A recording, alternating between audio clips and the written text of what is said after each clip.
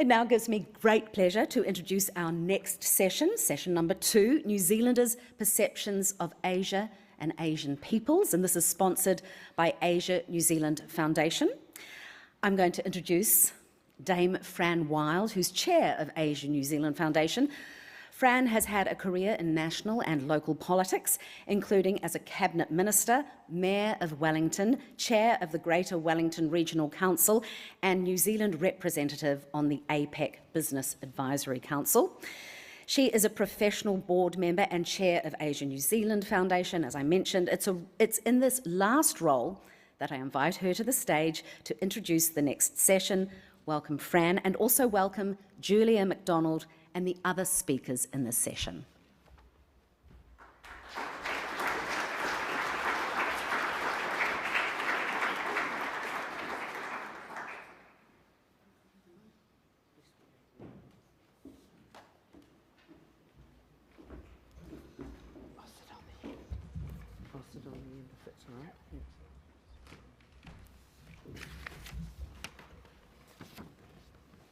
Thank you for the introduction. Ena mana, ena rau, ena iwi o rau rangatira mā, tēnā koutou katoa.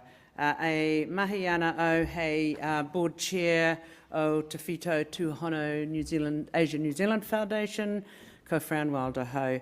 Kia ora tātou everybody, and manawatia a matariki. Welcome to this session, a discussion of the Asia New Zealand Foundation's 2025 survey of New Zealanders' perceptions of Asia and Asian peoples. This is being launched today. It's hot off the press. This is what it looks like. But actually, it's a really big document. I advise you to get it online. There are some out there. I hope it will provide some context for some of the other discussions that we're having here today. This is the 28th Perceptions of Asia survey, the longest running data set on how New Zealanders see Asia and our connections to the region. Tells us how important Asia is to New Zealand's future, looks at our knowledge and understanding of the region, what activities New Zealanders think are most important to building relationships with Asian countries, and how we see the impact of Asia on New Zealand in the future. From survey results over the past decades, we know that New Zealanders' knowledge, understanding and connections to the region are growing both stronger and deeper. This year's survey comes as we mark some important milestones in New Zealand-Asia relations, 50 years of dialogue partnership with the Association of Southeast Asian Nations, ASEAN, 50 years of New Zealand-Vietnam relations, and 60 years with Singapore. It's also the 30th birthday of the foundation, so we're celebrating as well. Our mission is to equip New Zealanders to excel in Asia, and this is increasingly important as our country becomes more integrated with Asia and we develop even closer relationships. Also, the data in this survey is really critical because Aotearoa's foreign policy is not just the responsibility of a small group of ministers or officials or academics or commentators, many of whom are here today. As we've just seen, and we're seeing in Ukraine all the time, the people of the country are critical, and their beliefs and values will drive their actions. So for New Zealand, the beliefs and values of New Zealanders will drive our attitudes and what we do in Asia. Julia Macdonald, who's our Director of Research and Engagement, is going to present this year's survey. We'll hear some reflections then on what this data means from Associate Professor Jason Young of Victoria University of Wellington, Dr. Ashalyna from the University of Canterbury, and Manji, who's a long-standing member of the Foundation whānau and is back now as a senior non-resident fellow at the Foundation. So I'm going to hand over to Julia to take us through the results, and then we'll have some comments from the panel. Thank you very much. Julia. Kia ora, Dame Fran. Thank you very much. And thank you all for being here this morning. It is my great pleasure to present the results of this year's survey. As Dame Fran has already mentioned, this is our just make sure I'm pressing the right button. There we go. This is our longest running longitudinal survey of New Zealanders' perceptions of Asia. We've already covered the themes in the report, but just to note the timing of when this survey was taking place, because there is a lot happening in the world that impacts people's perceptions, impacts the results of the survey. So the initial survey was taking place in November and December 2024, and I'll show you a timeline of events in a moment just to give some context. And then we did a supplementary mini poll in March 2025, in part because so many things were changing and the world was changing around us. And so we thought it would be important to add a little bit more context to this year's report to get some more up-to-date findings. Some new features this year of the report. We have longitudinal graphs for the first time showing trends over time. We have had a survey for 28 years, and so it seems about time that we showed how people's views, how New Zealanders' views were trending over time. So we look at knowledge of Asia, importance of Asia and subregions, friend and threat perceptions over time as well. We have a couple of new spotlight features looking at the ASEAN 50th anniversary, New Zealand-India relations.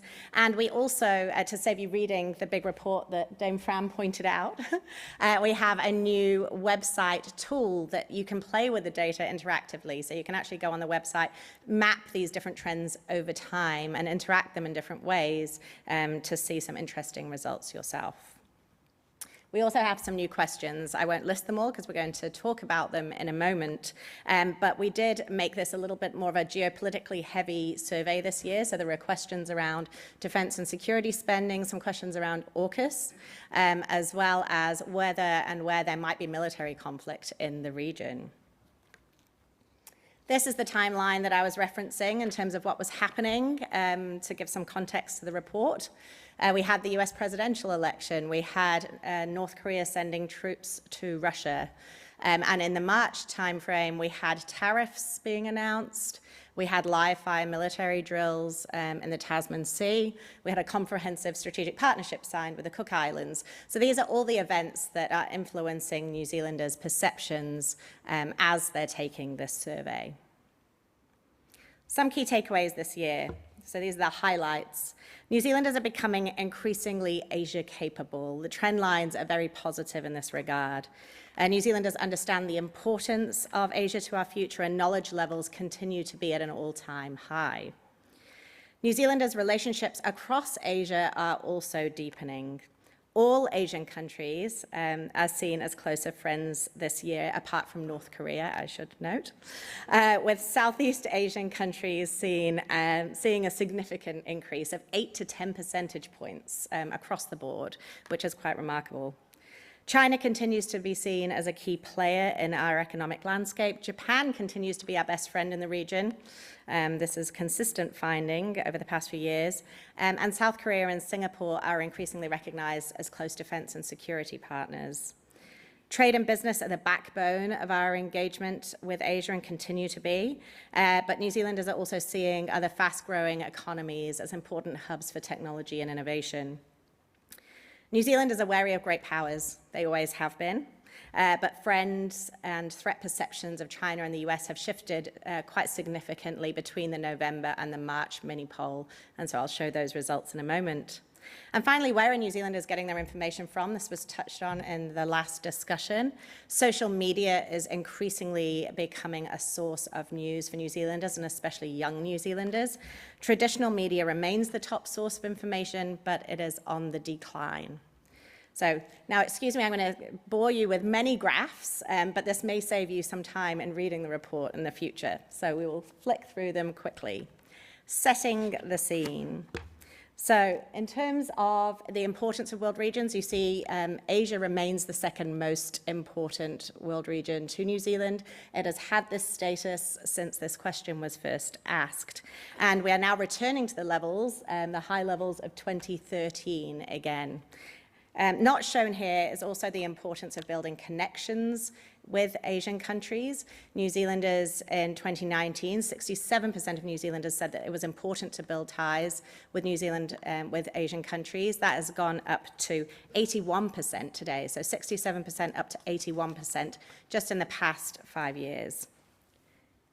In terms of sub-regions, North Asia continues to be seen as the most important, up by 4%. Southeast Asia also receives a bump this year of 4%.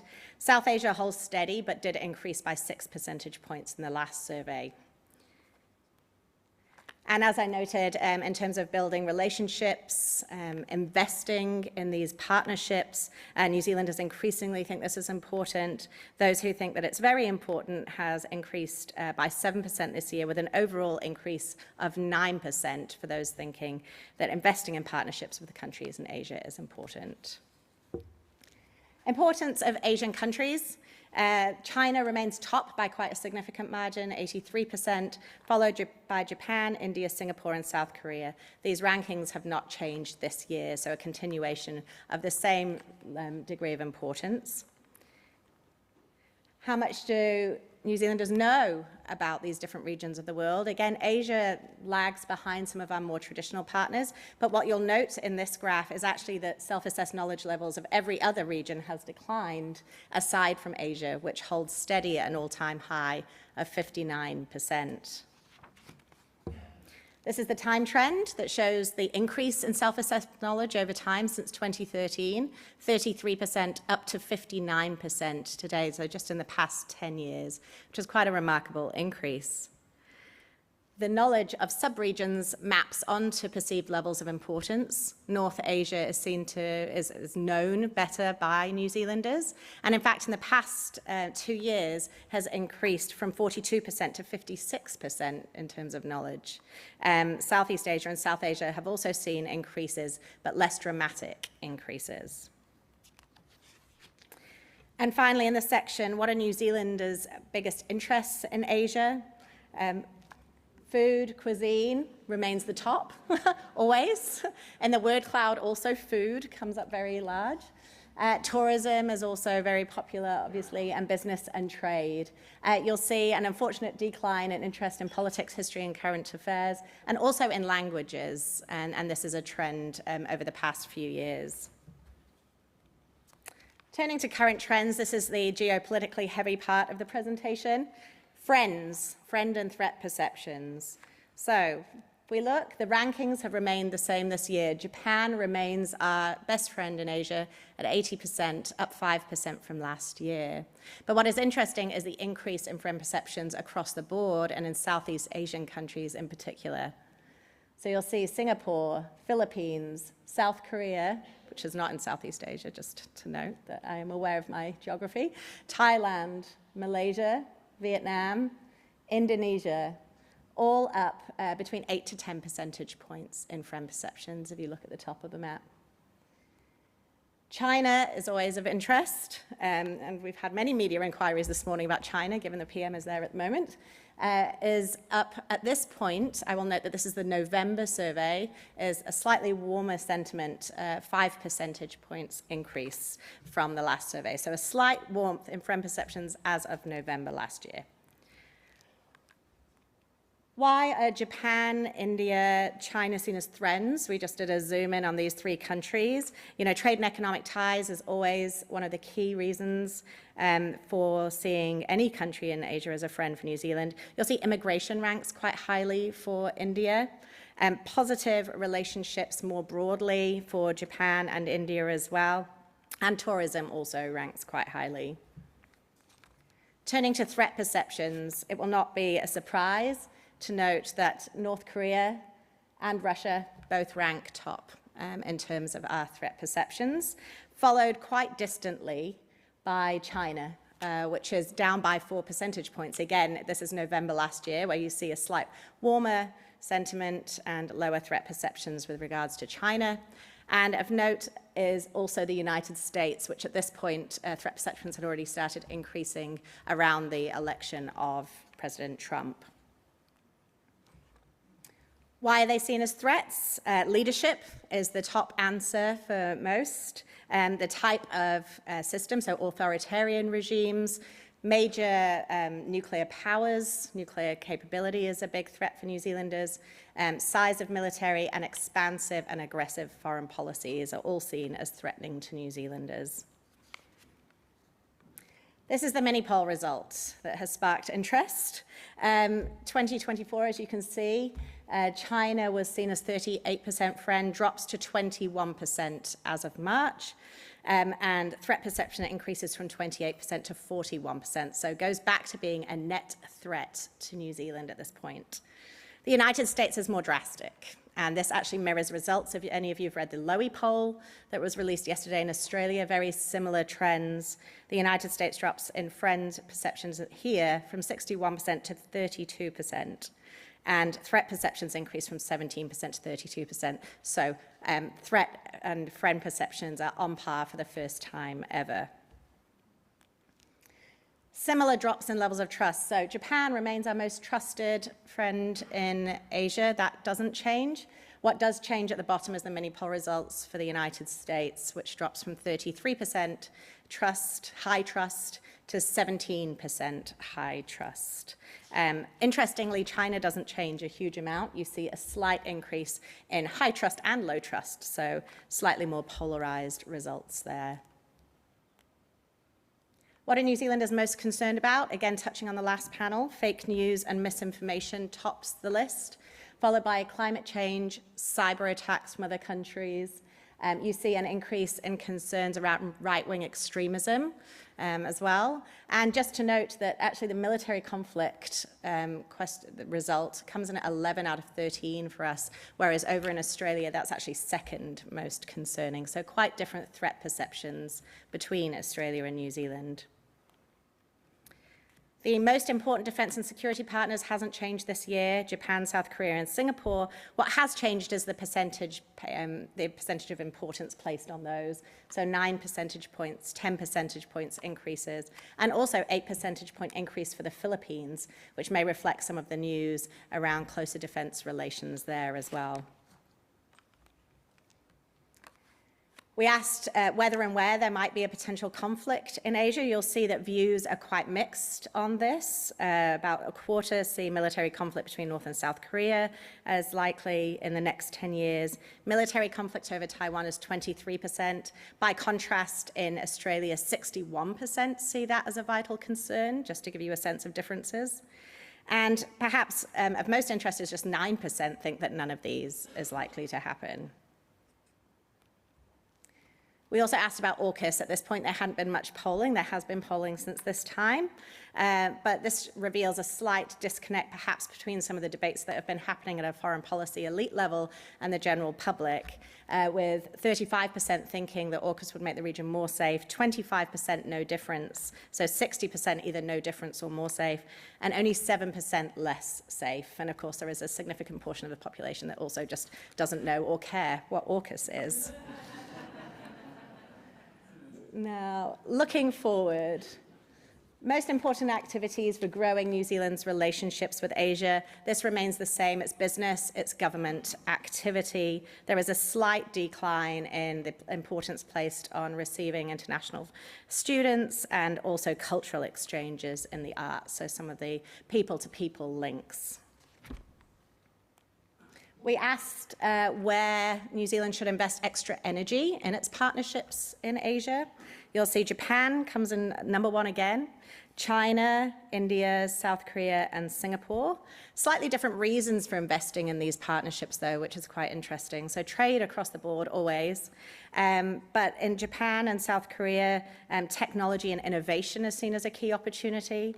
South Korea also a key defense and security partner again, so that really rising to the top. And where do New Zealanders get their news from? As I mentioned at the outset, traditional media, that's print newspapers and radio, still the top source, but continually on the decline, so another 8 percentage point drop this year. Social media, so feeds from Facebook, Twitter, TikTok, up 4 percentage points after a 10 percentage point leap last survey. So you're seeing these two trend lines slowly converge. I am on the last two slides, I promise. Asia media coverage in New Zealand, just to give you a sense, this is the first time ever that there has been a slightly higher percentage that thinks there's too little Asia media coverage in New Zealand, and an increase from 35% to 44% in that category, which is quite a notable increase. We also asked where New Zealanders would want to have a foreign correspondent located, and given that they're answering a survey about Asia, they said Asia, which was, a wonderful result. We may have led them slightly in that response. And finally, Asia-related topics recalled in the media. You'll see conflicts, natural disasters, human rights issues, and trade at the top of the list. This is quite standard. Interestingly, despite foreign interference in domestic politics getting a lot of media time last year, this wasn't very highly recalled, near the bottom of the list. And with that, I will end my death by PowerPoint, but hopefully that gives some context to the discussion that we're about to have. And I will hand over first to Jason for your remarks. You can, whichever you want. Okay, thanks very much, Julia. Kia ora, everybody. Fascinating results, and I'll just make a few quick comments. I'm going to focus mainly on China, because it's what I'm interested in terms of my research. And also China being half of the GDP of Asia, a really important trade partner for New Zealand. I think it's worthy of extra comment. So the first point I'll make is around the survey that came out that was done in November last year. And there I thought it was really interesting to see that we're roughly sort of returning to a trend where there's a third of people see China as a threat, a third of people see China as friendly, and then a third of people have some questions. Perhaps they see it as both a threat and as friendly towards New Zealand. In the friendly area, it was always about trade, was the sort of the key driver of that, and the important interests that New Zealand has with the Chinese economy. But then there's also very low trust that China will do the right thing in the world, and also a concern about Chinese political system and authoritarianism. So I think that's a really interesting reflection of the reality of the complicated relationship that New Zealand has with China. Second point on the mini-survey, I thought the mini-survey was quite distressing to see the shifts, and I think that it would be really interesting to see whether or not those shifts are sort of a long-term trend, or whether or not they are a blip due to some of the media and some of the actions that China was taking at the time. We've seen some of the previous mini-surveys spike in terms of threat perceptions and then go back down again. But I think that one of the key things that was happening at that time was the PLA Navy Task Force live fire exercises in the Tasman Strait. And that really reflects a new reality, I think, for New Zealand, which is that China is not just a strong economy and military power out there, but it's also a military power that is doing exercises close to New Zealand shores. And so it'd be interesting to see how New Zealand public react to that in the long term. Also just notable on the mini poll was, of course, the reactions to the election of Donald Trump and some of the policies there. And again, it'd be interesting to see whether or not that's a short-term thing or a longer-term shift. And then my third point is that I think it's also important that we reflect on not just changes in our own perceptions of China, but also changes in China and their perceptions of New Zealand, and changes in the narrative about New Zealand within China. So last week I was in Beijing and Shanghai for a series of discussions, and one of the interesting points was that there has been quite a noticeable shift in how New Zealand is talked about within Chinese academic and official circles. And there's sort of two areas that come up. One is sort of directly on the bilateral, so sort of questions about where New Zealand is with the bilateral, what does New Zealand want in terms of momentum in the relationship or not. And then secondly, and this has come up in New Zealand political debates as well, there's questions about New Zealand's strategic posture around China. And I think there's what I would consider a very unrealistic expectation in China for New Zealand to have more strategic clarity and strategic autonomy in what has become a very open, contested relationship between the United States and China. And I think many people will be talking about that today. So I'll leave it there.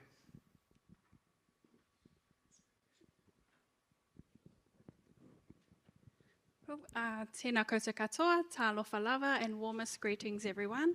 Firstly, just want to quickly acknowledge the Asia New Zealand Foundation for the opportunity to be part of this panel and to provide some brief thoughts on the trends that are coming through on this 28th Perceptions of Asia report. So for me, a couple of things stood out, and in particular in relation to our youth, so our respondents under the age of 30, but also in relation to the Pacific, which ties in with, my own research. With our respondents under the age of 30, some key things that came to mind was the fact that they are important to watch, because if you look at the trends, they have self-rated confidently in terms of their knowledge of Asia in comparison to age groups older than 30. They're also more likely to engage or consume Asian entertainment, with 50% of our under 30 cohort or under 30 group and consuming Asian entertainment each month. New Zealanders, 1 in 4 New Zealanders speak an Asian language, and 40% of that account for under 30 group as well. And then something that was mentioned earlier in terms of the decline of traditional media and also social media and websites being a key source of news around Asia, that's predominantly true for our under 30 group. And so thinking about ways forward in terms of education, there's a real opportunity here to deepen our group under the age of 30, to deepen their understanding of the importance of Asia as a strategic partner for New Zealand. Also, when looking at results and trends of the over 30 group, with respect as well in terms of age, there is less confidence in terms of their understanding and knowledge of Asia, but what is apparent is the fact that they are more likely to see Asia as a strategic partner, which highlights that education component. When I turn to the Pacific and look at the trends coming in that sense, already mentioned in terms of China being, a friend, but also a threat. A key component of China being viewed as a threat by New Zealanders is the fact that, it's no surprise for, I think, people in this room, but China's diplomatic relations in the Pacific and their influence in the region has been quite a focal point. But what was particularly interesting was the fact that New Zealanders, although they were concerned about that, they were actually more concerned about university, I'm thinking of UC where I work, but actually the US foreign policy in relation to Ukraine, and that was more of a concern, and understandably so, because of this the geopolitics and the changing politics that we find ourselves in this current environment. And a couple of other things I also wanted to mention in relation to the Pacific. You'll see in the report that there are New Zealanders do rank their knowledge, but also their perceived importance of different regions around the world. In terms of their perceived knowledge, as mentioned earlier, New Zealanders' understanding and confidence in their knowledge of Asia has increased, and it's the only region to have increased in this regard. And I think it was around 59%, which is quite similar to the rating for New Zealanders' understanding of the Pacific region. And it's not surprising because the top 4 in that particular category are UK, US, Australia, but also Europe. And that reflects, the education curriculum that we're engaging with in schools, also in terms of institutions and the values embedded here. So there is that traditional partnership that New Zealand has with its traditional allies. And then the second thing I'll mention is about the perception of the Pacific and its importance in relation to Asia, who has come out second after Australia every year. And this makes me think of New Zealanders' perception of New Zealand being a future opportunity in terms of economics and trade, but also in terms of technology and innovation.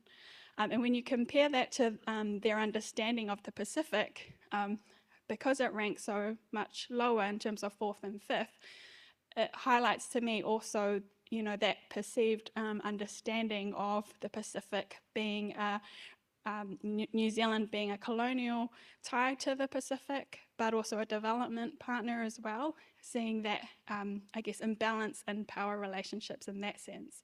So I guess all of that highlighting the need for New Zealanders to be diversified in their knowledge of different regions around the world, but also the importance of understanding our place in the world here in the Pacific, but also its very close connections with Asia. Thank you, Ash, for that. Yeah, I mean, I thought this was overall a very positive survey.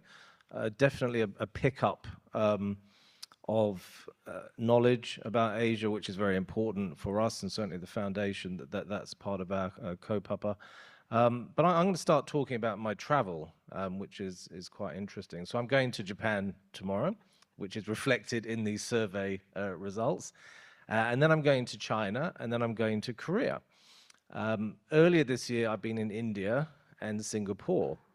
And what comes out of these survey results for me, and my focus very much is on trade, economic, finance side, is that though the big five, so essentially Japan, China, Korea, India, and Singapore, is reflected in these survey results as the most important to New Zealand in terms of the economy and trade, but also defense, which is interesting. And China is ranked in the top 5 for important defense partners, which obviously people got a little bit of a shock when they did their sail by a few months ago. But that's quite an interesting result. And if we think about the countries that are most important for New Zealand's future, China actually ranks number 1. I think it's 86%. So very, very strong results around what I would call those big 5 in Asia, where we do a lot of our trade, where we have a lot of our personal relationships, and that's where India is a slight anomaly, because our trade is not very large with India. It's not even in our top 10, but we have such strong people-to-people links that shows up very strongly there. And hopefully this year that will be sorted out in terms of some kind of trade agreement. And then below that, we have what I would call the little 5, which is Indonesia, Vietnam, Thailand, Philippines, Malaysia. And that shows that there is a very, very strong relationship across the whole of Asia. Now, you can look at it through an RCEP lens, you can look at it through an ASEAN lens, that's very important. India, again, sits slightly to the side there. But I think this sort of matched very much what I've seen anecdotally traveling a lot over the last year as to where New Zealanders feel comfortable. The relationship with Japan is extremely strong across everywhere, whether you're talking about defense, whether you're talking about tourism, whether you're talking about food, even I think the desire to learn a second language. I think Mandarin and Japanese are still rank quite highly. And I think that's reflective of a confidence of Kiwis to engage and understand what is going on in Asia a little bit more. So I think for me that was the big takeaway. The issues around the US and China, I think this is a major power issue. I think Kiwis are reasonably pragmatic about that. We realize that we don't have a huge amount of influence in that conversation, but we can have a lot of influence around Asia, and I think the takeaway from the big 5 is really important in terms of where we want to focus our energy, where we want to focus our diplomatic energy. And we saw in the recent budget that MFAT did get a budget boost, I think 20 million a year for the next 4 years, to focus more in Southeast Asia, particularly Singapore and India. And again, that is reflective of this survey. So I think overall a pretty positive outcome and a pretty exciting future for us engaging in Asia. So over to you, Fran. I think me. Or you, Julie. Thanks very much, Raf, Ash, Jason. We have about 25 minutes or so to have a discussion with the floor. So I'd like to open up for any questions about the survey of our panelists. If you could please identify yourself, and then maybe if there is a specific panelist that you want to ask the question to, that would be very helpful.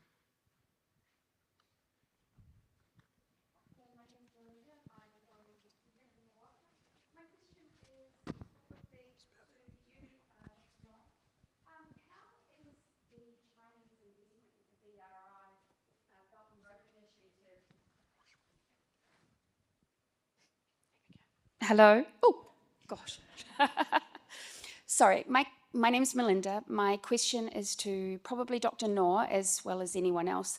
The Belt and Road Initiative of China financially going into the Pacific Islands, is that seen as welcome to New Zealand's thought of China as a friend, or is it more worrying that they might be more of a threat with their financial investments into those Pacific Islands?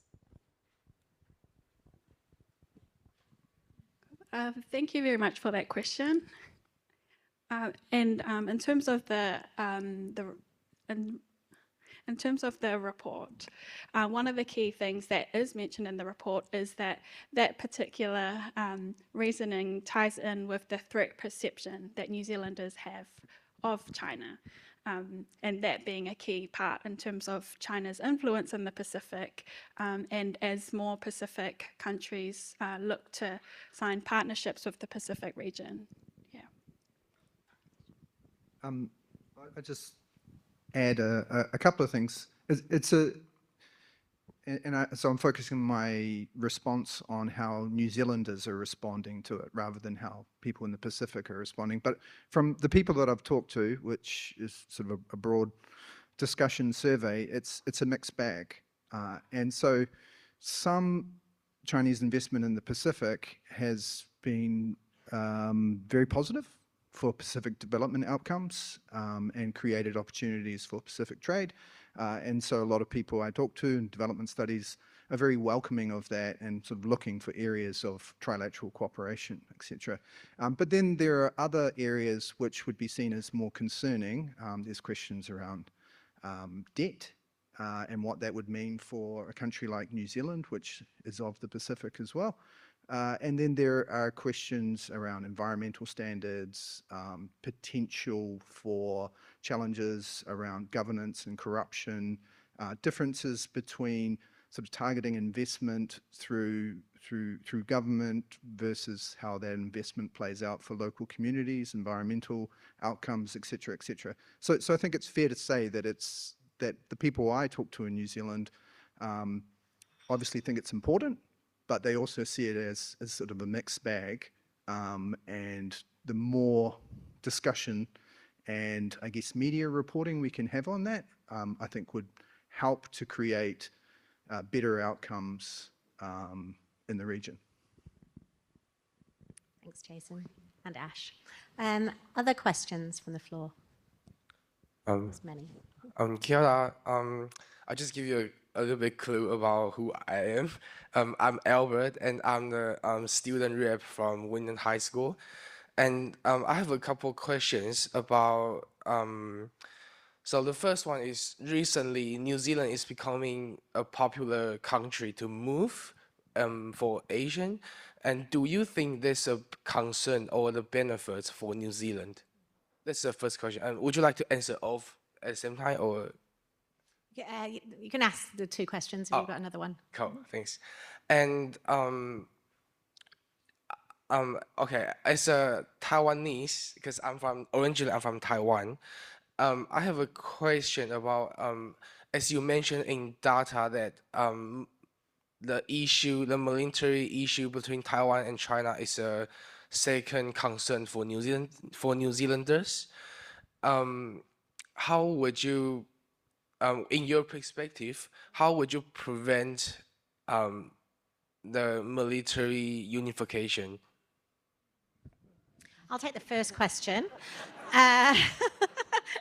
I'll pass to my panelists for the second. Well, I can answer on the immigration question just because I've been looking at the trend actually since 1997. We just did a piece that said, okay, let's look at what the survey said in 1997. And one of the key differences was the perception of immigration towards New Zealand, and it was seen to be a net negative at that point in time. If you look at the survey results now, over the past few years, it has been a majority positive view of immigration to New Zealand from Asia that it's seen. I think 56% now see it as a positive trend in terms of building the cultural diversity, skill set, capability, everything. It enriches life here, and I think that comes through very strongly in the report now. Now to Taiwan. Raf, did you pick up the mic? Well, we could just say, please don't do that. I don't know. A bit of rugby diplomacy, maybe. I think, I mean, the survey just tells you that in terms of potential threats, yeah, I mean, New Zealanders are seeing this stuff in the news from time to time, and they think, okay, well, something might happen there. Obviously, people hope nothing happens there from a military point of view, and that things can be resolved in other ways. In terms of the migration, I mean, the demographics of New Zealand are changing all the time, which I think is very positive, and I think that's reflected in some of the survey data. I don't think it's an issue for Kiwis. They love eating Asian food and going on holiday to Asia and consuming dramas and what have you. I thought I saw one bit of data which said that was down slightly in terms of how much we're watching in K-drama and stuff, which they obviously didn't survey me because I'm watching it daily. But that's a different conversation altogether. But no, I mean, I think people generally are quite positive about what we get from Asia as much as what we give to Asia, and hopefully that will continue. Yes. So on Taiwan and the Taiwan cross-strait relations and the potential for conflict in the region, I think it's fair to say that the vast majority of New Zealanders would be horrified to see any type of uptick in tensions that resulted in sort of low-level or even high-level military conflict. And I think that is an understandable position, because it would be a disaster for China, it would be a disaster for Taiwan, and it would be a disaster for the region. And it would have very direct implications for even an economy like New Zealand. And so I guess what can we as New Zealanders do is ensure that everybody understands the risks and tries to manage the situation through dialogue and discussion to avoid any type of miscalculation or to avoid any type of escalation. Next question. Hello, my name is Zicheng Wang. I'm from the Center for China and Globalization. I think I'm the only Chinese speaker here, and so actually I want to front load potential questions to Dr. Raisin Yang. So in your recent visit to China, especially on the more thorny issues like the live fire drill, military drill, and also perhaps Chinese agreements with Pacific Island countries, what do the Chinese policymakers and senior analysts and the scholars tell you? So that's, I won't be asked the same question later.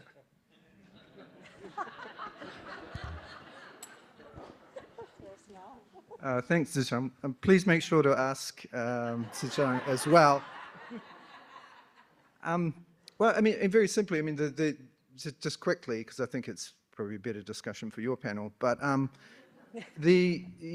there was a rationalization that China is a great power, and great powers are providers of global goods, and therefore a natural extension of China's economic growth is to also be a provider of security. And if other countries have forces which are close to China, then we can expect a form of reciprocity in terms of China's naval activities. The cooks is a more complicated question, which we can talk about at morning tea. I think there's some questions, hands raised at the back. And the roaming mic. Kia ora. My name's Kirsty O'Hara and I'm at Starboard Maritime Intelligence. So obviously we're in defence tech.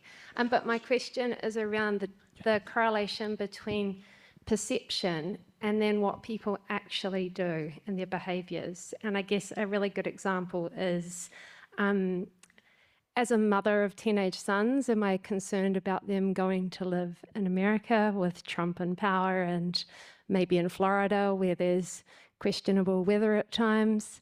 But then you get a scholarship offer come through and so you decide to let them go anyway because you can't just make decisions based on the worst things that could happen. So the question is, do you see much of a correlation between what happens in the perceptions and then what we do in real life. You know, we want to be sustainable, but do we actually make sustainable purchasing decisions? So kind of applying that lens onto this, what do you guys see? Yeah, I mean, it's a hard question, to be honest. We know in terms of knowledge, we can track perceptions and reality a little bit better because in the survey we ask a little quiz. We test people's geography knowledge, essentially, and so we can see whether the self-assessed knowledge actually maps onto real knowledge. We don't map people's behaviors that well to see whether they track with their perceptions. What I would say is that I think the results this year show that people can hold two conflicting ideas in their head and that this is the reality of the world and we're having to manage it, right? That China is an incredibly important economic country and partner for New Zealand while also being a military threat in some ways, or is perceived to be a military threat, and that we're having to grapple with that both individually but also as a country and as a government right now. You see the same thing in the Lowy poll with the US. It was really interesting to see that the trust in the US plummeted, but it's 80% of Australians still see America as a very important security partner. So these are dual realities that we're having to balance. I don't know what that means for our behavior, but it surely means that it's harder to track. Anyone else want to weigh in? Well, I mean, yeah, perceptions, are often different to reality. I mean, I think if you look at the survey data here around China, it's very positive in terms of, even as a defense partner, the country we should be focused on, a country that is important to us. And yes, there are obviously then concerns about threats, but, you know, I mean, money talks at the end of the day, but the scholarship thing's interesting because, you know, how many people now want to go and study in the US, you know, even if you got a scholarship. But if you got a scholarship to go to China, would you have any worries about going there? Well, probably not. So I think, you know, that it'll be interesting to see how that plays out. I think we'll take another question. Yep. Hello, I'm Nelson, from the chair of the Palmerston North branch. I've got a question for Jason, but open to anyone, around exposure to China for businesses. So being on a few delegations over, especially in Singapore and Southeast Asia, there's a lot of interest in decreasing dependence on China, but New Zealand looks like it might be kind of increasing trade. So I'm interested in whether that's a good direction for New Zealand to be going. But also in terms of New Zealand technology development, there's a lot of concern and wariness about entering Southeast Asia and China around IP and I guess trust that IP will be held by New Zealand.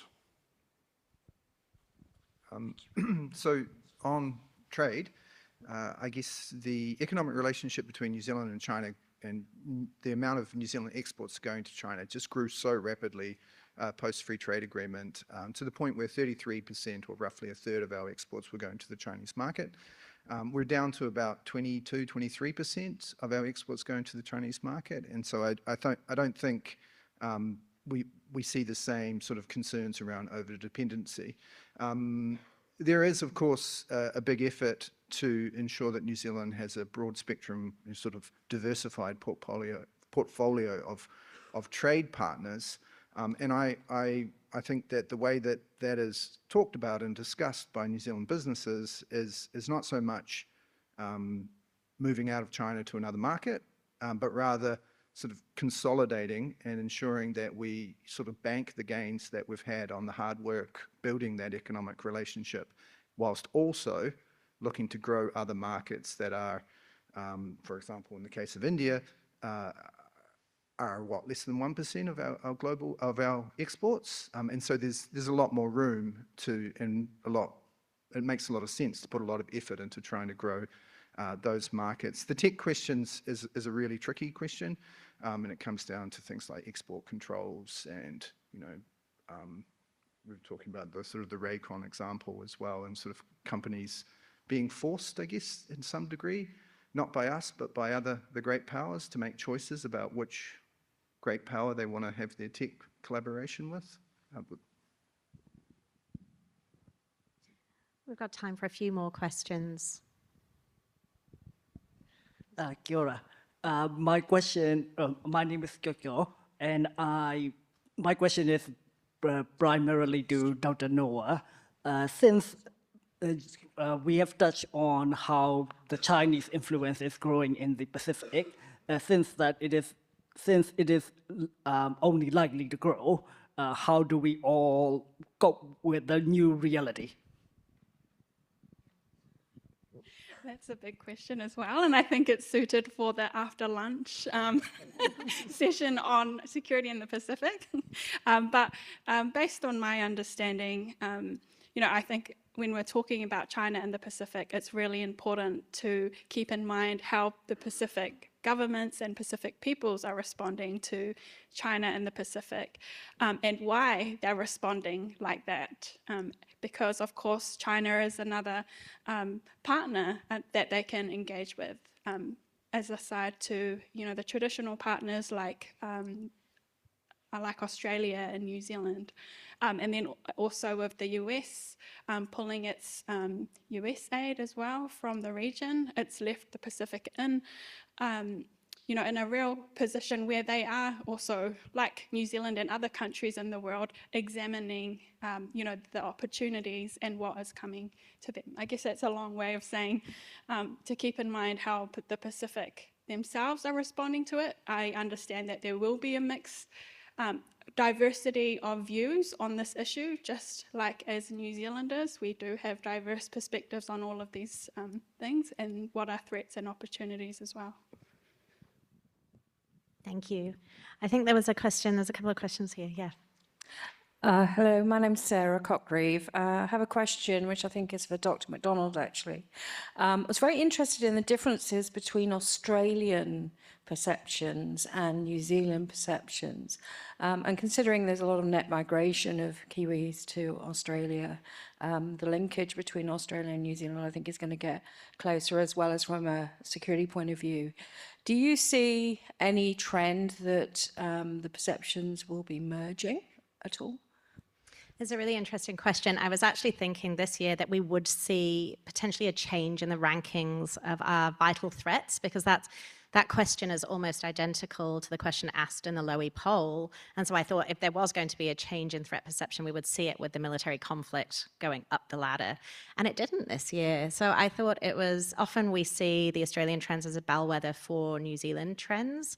At the moment, that's not the case. I mean, there's still... We asked about defence spending, for example, and we did see that a third of New Zealanders thought we could spend more on defence, but 51% of Australians. So there's still quite a big gap between the two countries, and I think that still indicates quite a significant difference in our overarching threat perceptions. I don't know if there's any other panellists who want to weigh in. Yeah, I mean, we don't have the same neighborhood that, say, Australia has, particularly with Indonesia to the north. So we will read about this stuff.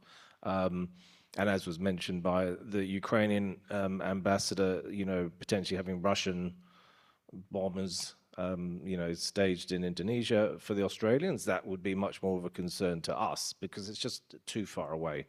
So I think that we see that reflection. That's the reality. The Pacific probably is a little bit closer to us. So when we see stuff in the Cooks or Fiji or Samoa, we're a bit more interested because we're a bit closer. So I think that's just a reality of distance. Any more questions? One just there. Oh, maybe we'll take these two.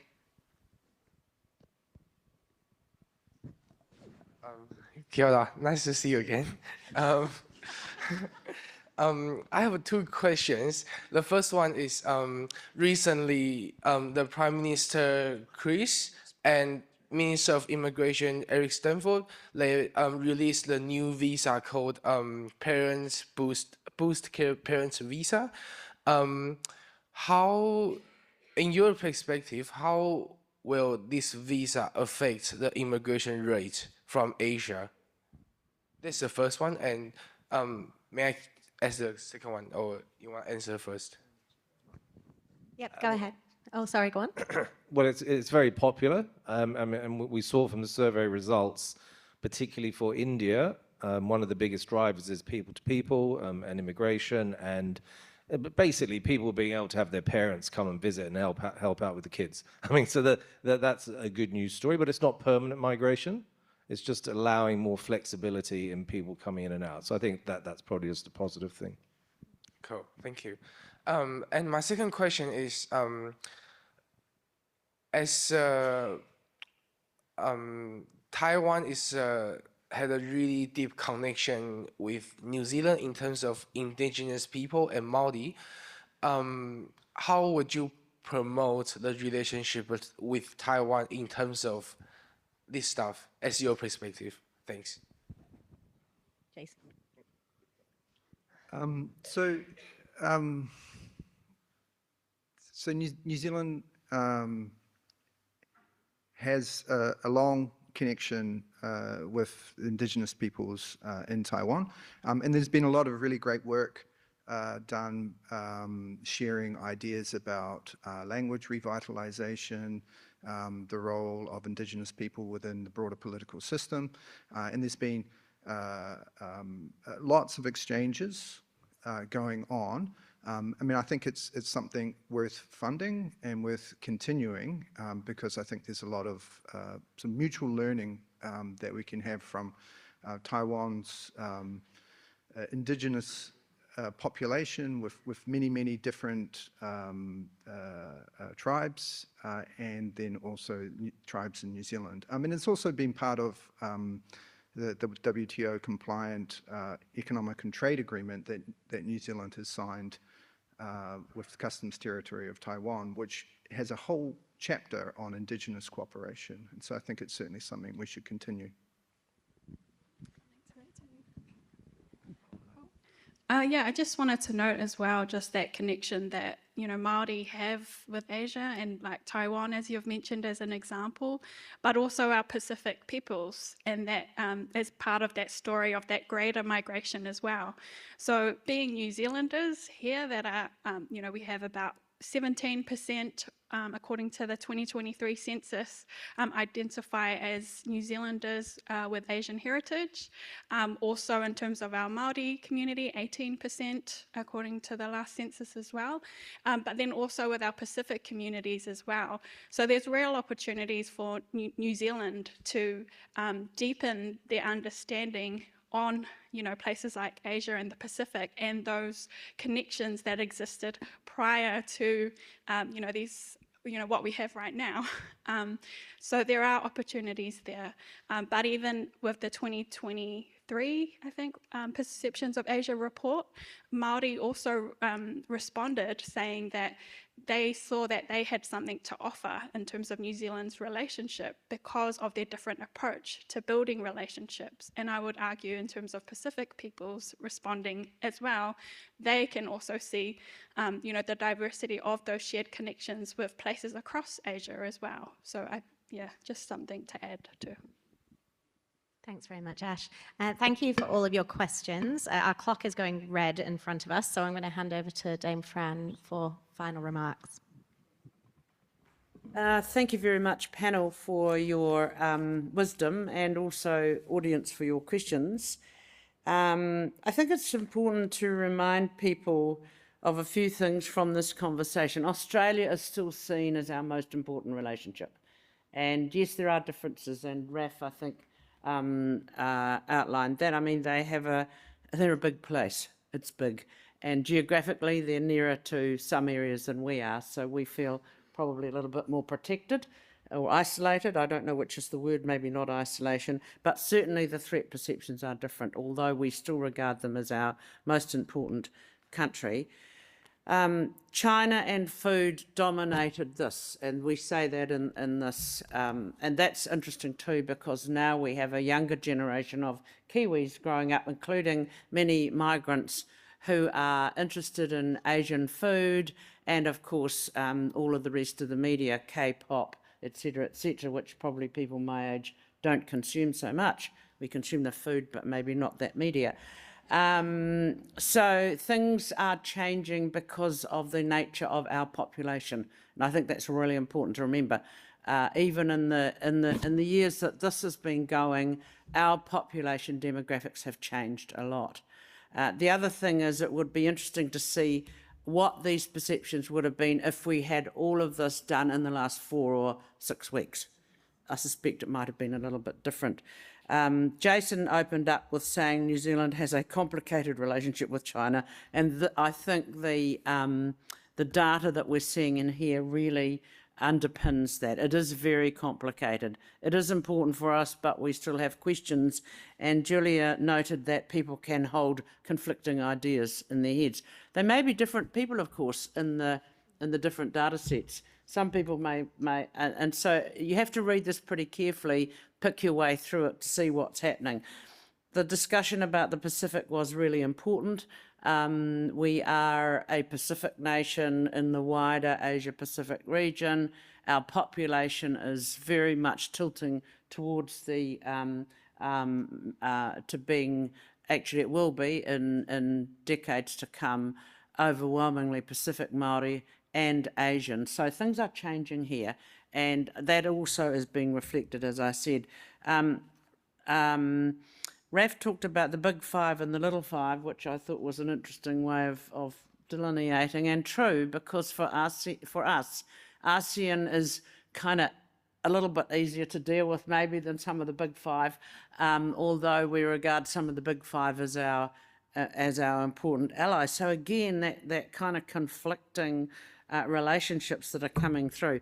For me, the most interesting of the findings is, if you do happen to get a physical copy of this, but if not, look it up online, is the page 69, fake news and misinformation lead to concerns about threats to New Zealand vital interests over the next 10 years. And it's been really instructive to see how Kiwis have picked up on that. And then you've got to ask yourself, because this is just a bunch of data points, what are our decision makers going to do about these sorts of things? Those are the questions that we need to be asking when we read all of this amazing report. Thank you again, all of you, for your participation in this. That was very interesting. And thank you all for reading this. I hope you do take the time to read it online. It's a great report, and it will be useful to you right up until the next one comes out. Can we please thank the panellists for, thank you.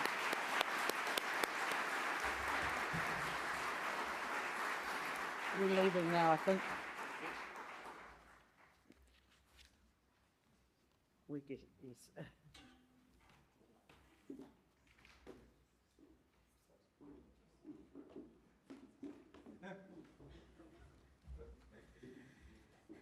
Thank you to our speakers for their kōrero this morning. Now, up next, we've got 20 minutes for morning tea before we head into our breakout panel discussions. I'm a bit peckish, I'm sure you are too. Looking forward to a coffee. Now, the A sessions will be in this room, AB, with the B sessions in the next room, C, remember? This means if you want to attend the session on a changing international disorder, implications for New Zealand and the region, please come back into this room after the break. But if you want to attend the session is climate change an insurmountable challenge, please go into room C, which is next door. Both sessions will begin at 11:10, so you've got around 20 minutes. Please, a reminder, you can view the program in the conference app or in the printed program, which is outside of the rooms. And a further reminder to use these breaks to visit the exhibition space just out there, included that by the Starboard Maritime Intelligence and Asia New Zealand Foundation. So do that. Now, we won't come together again as a big group until the last session of the day with the Right Honourable Winston Peters. So please enjoy the sessions, network as much as you can, hand out business cards. I got 3 business cards last night at we had a function last night at the High Commission, the British High Commission. I had no idea we still did business cards. Who has business cards? I want to know. Reasonably popular. Very cool. So hand out those business cards. I was I very much enjoyed getting them. It took me back to the 1980s.